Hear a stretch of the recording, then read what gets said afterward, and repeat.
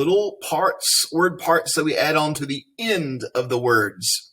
So let's read this together. A suffix is a word part added to the end of a base word that changes the meaning of the word. A suffix also changes the word's part of speech. For example, the suffix y changes the word ragged to the word raggedy. The suffix ly changes the word final to the word finally. You can use suffixes to help you figure out a word that might be unfamiliar to you. If you see a word that ends in y or ly, see if you can identify a base word that you already know. Here's some other words that contain the suffixes y and ly. So we've got 3 examples of suffixes y here. You have the base word rain, and then if we add the suffix y, it makes it rainy. So rain is a noun, it's a thing, but if we add a y, it describes the day. It's an adjective. Rainy, it's a rainy day. Fog is a noun, but if we add the suffix y, it makes it an adjective, makes it foggy. What kind of morning is it? It's a foggy morning. Remember, adjectives describe. Notice in fog, because of this consonant vowel consonant pattern, we had to double the G there. Snow, a noun, but add a suffix y, it makes it an adjective. It's a snowy day. How about ly? Here's one of our vocabulary words, absurd. Absurd. If we add an ly, though, it makes it absurdly. Absurd, that's the adjective. That's an absurd idea. But an ly makes it an adverb, a part of speech we'll learn about later. Ferocious is an adjective, but if something acts ferociously, it's an adverb. So it changes its part of speech. Elaborately, or elaborate is the base word. It's an adjective. It's an elaborate house. It's decorated elaborately. It changes from an adjective to an adverb. So suffixes change the meaning of the word, and they also change the part of speech from nouns to adjectives or adjectives to adverbs in these situations here. Hey, we're going to go and we're going to review figurative language. Now, we've done this almost every week, but it's so important in 4th grade to learn these different parts of figurative language. So I'm going to quickly go over them again, but one of your assignments today is you're going to pick one of these right here, and you're going to have to write a sentence and create an illustration on Google Docs for me and turn it in today. You'll see it in your assignments. So you can choose a simile. You can't use any of these examples here, okay? You've got to make up your own. But you've got to choose one of these figurative languages, these types of figurative languages, and write your own sentence and give me an illustration. You can make it related to fall. You can make it related to Halloween. And you might say, for simile, because a simile compares 2 things using like or as. You might say, I will be as scary as a shark in my vampire costume. Scary as a shark, that's a simile, isn't it? Or you could use a metaphor.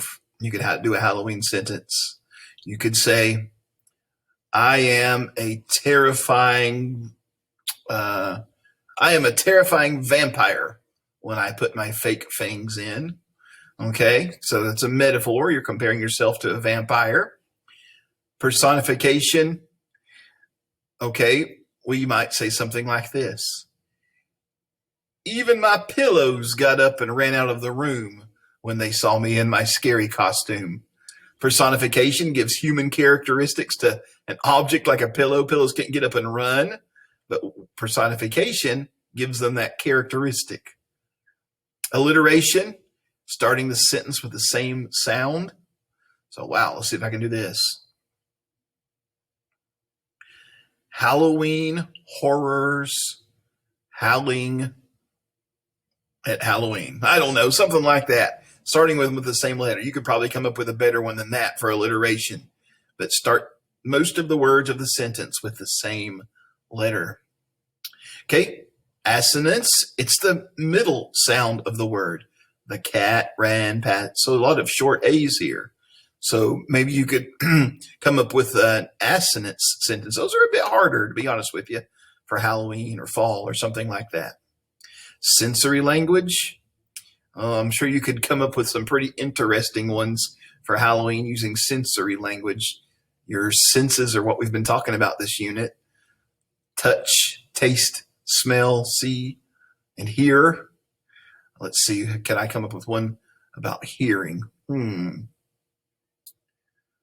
The screams and hollers coming from the house made chills run up my spine. Could you hear screams and hollers? That would be something maybe for Halloween. So your assignment today is to pick one of these 6 types of figurative language. And I'll put this poster on your assignment. And you've got to come up with your own sentence and your own illustration of one of these. If you want to do more than one, great. But you only have to do one for your assignment today, but make sure you do it right, or I'll send it back to you to redo, okay? So that's going to be part of your assignment today. As we read today, I'm going to read to you the story again. Let's see if we can find any of those figurative languages in the story today. Here we go. The Game of Silence. Omakayas is an Ojibwe girl who lives with her family on Lake Superior. It's 1850 and members of a neighboring tribe have just recently arrived after being forced from their land. I didn't catch that the first time we read it. They were forced from their land. They've traveled a long way and they're tired, hungry, and raggedy. Omakayas and her brother are at home with her grandmother, Nokomis. They begin to play a silent game while they wait for others to arrive so the adults can discuss what is happening to their people. Words, words, words, pressing up from her stomach, trembling on her lips, words buzzing in her throat like caught bees, banging in her head, harsh words, angry words, sounds boiling up in her like sap, wild things she couldn't let out. The first time I read that paragraph, I thought, what in the world is going on here?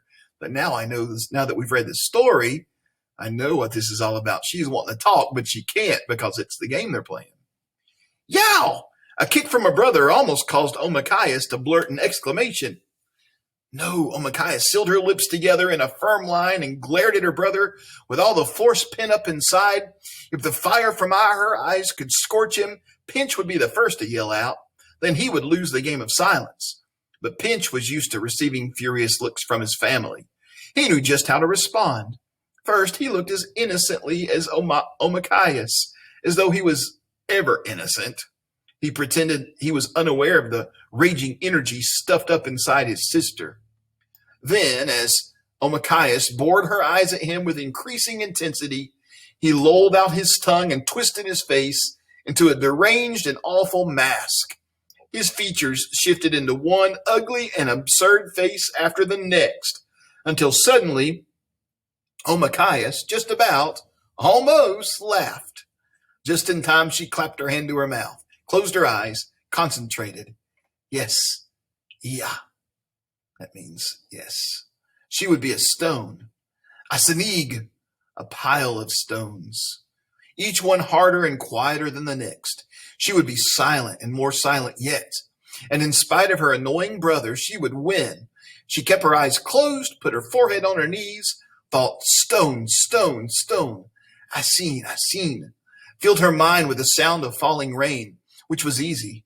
Outside it was not just raining, but pouring down a drenching cold, miserable early summer shower. So she's imagining herself to be a stone, as quiet as a stone, or a pile of stones, every stone quieter than the next. One of her strategies for remaining quiet. The rain had lasted for days since the raggedy ones arrived. That was another thing. Besides Pinch, Omakayas couldn't stand rain anymore. The water made mush of tender new ground around her family's birch bark house. Droplets hissed through the roof vent into the fire, driving stinging smoke into her eyes.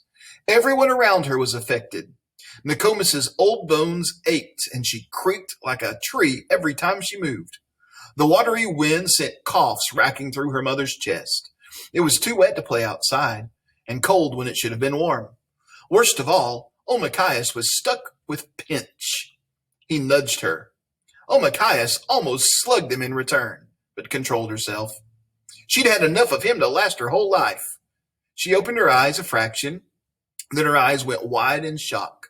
Somehow, Pinch had got a hold of her beloved doll as he was making it teeter on the cliffs of her knees.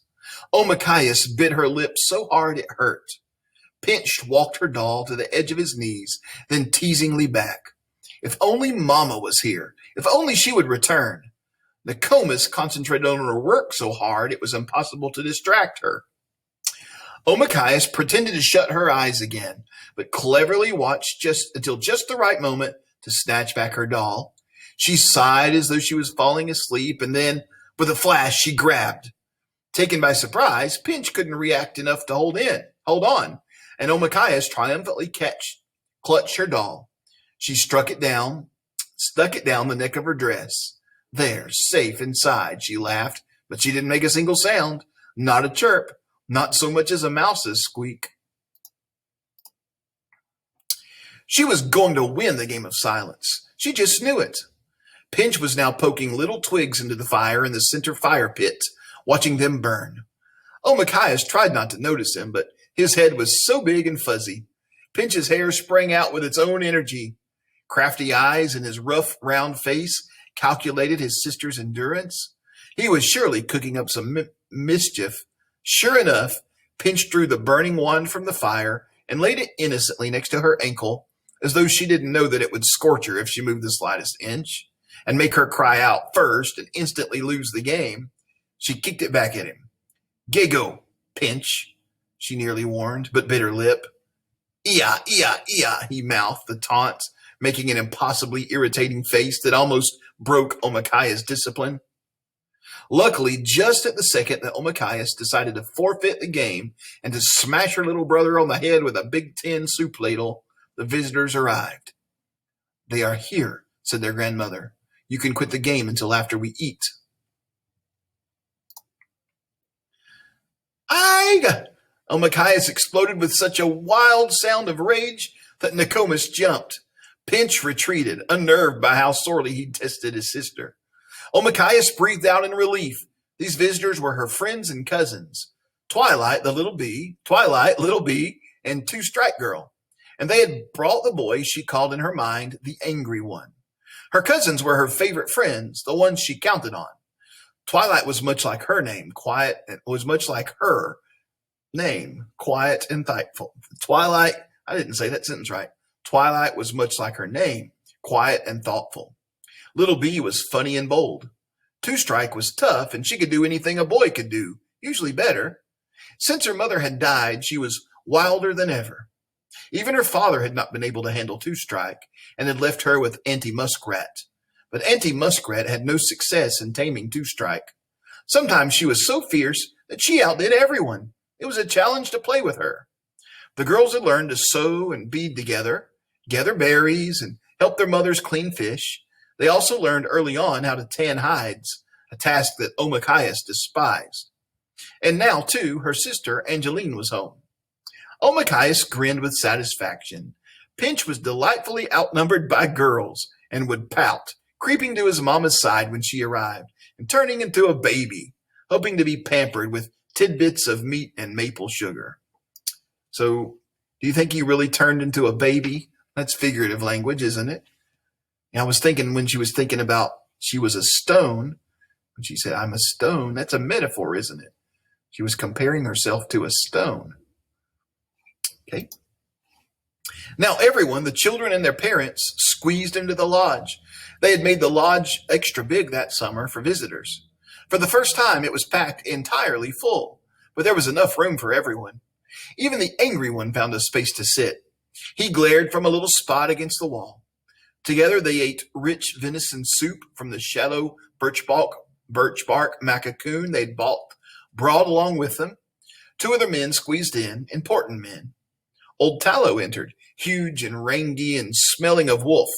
She settled herself while outside ferocious dogs stood guard, unmoving and alert even in the pelting rain. Each of Old Tallow's feet seemed to take up as much space as a small child, but Omachias didn't mind. Warily but completely, she loved the fierce old woman. Each visitor brought a gift for the pile that the children who won the game of silence would choose from that night. For it was an important night.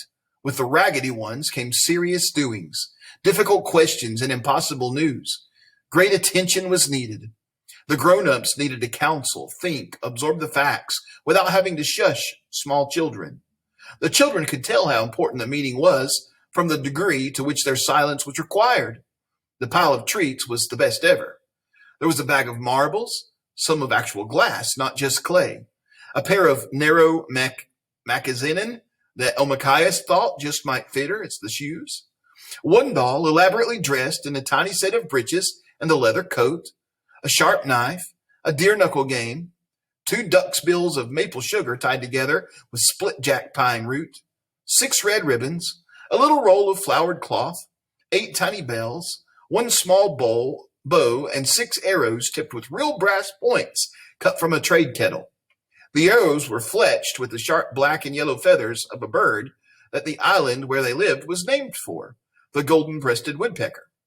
Old Tallow must have brought them. What treasures!